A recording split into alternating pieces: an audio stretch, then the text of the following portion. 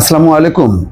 Iran এবং ইসরায়েলের চলমান সংঘাতের মধ্যেই রাশিয়ার প্রেসিডেন্ট ভ্লাদিমির পুতিন ইরানকে সহযোগিতা করার ঘোষণা দিয়েছে। দর্শক, গুরুত্বপূর্ণ একটি খবর এবং তার পাশাপাশি আছে যে ইরানের যেই সবচেয়ে শক্তিশালী বাহিনী আইআরজিসির মুখপাত্র বলছেন যে জুয়ারি ট্রাম্প যুদ্ধ শুরু করতে পারেন, শেষ করব আমরা।